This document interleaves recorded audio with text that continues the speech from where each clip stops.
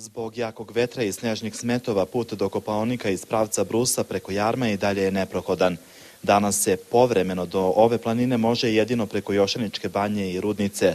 Iz Automoto saveza Srbije savetuju vozačima da ne kreću bez preke potrebe prema Kopaoniku. Veliki problem stvara jak vetar koji vraća sneg na kolovoz. Oni koji odlaze sa odmora biraju uglavnom saobraćajnicu preko Rudnice. Ne može gore pri vrhu, možda jedno pola kilometra do Kopaonika, ne može se bez lanaca. Pa juče sam pokušala i jutro sam pokušala, znači putevi su i dalje neprohodni, zavejani smo. I u samom turističkom centru često se formiraju kilometarske kolone.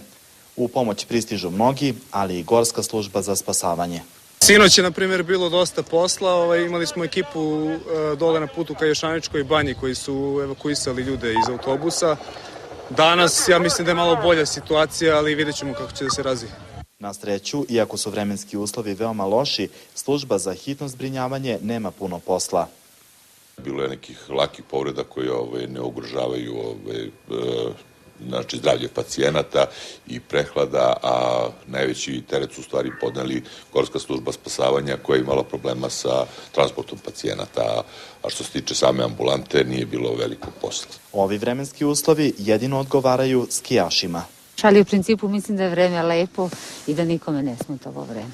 A preko Rudnice velika magla smanjuje vidljivost na tek nekoliko metara, zato je potreban oprez. Nadležni savetuju da se bez zimske opreme ne kreće prema Kopaoniku.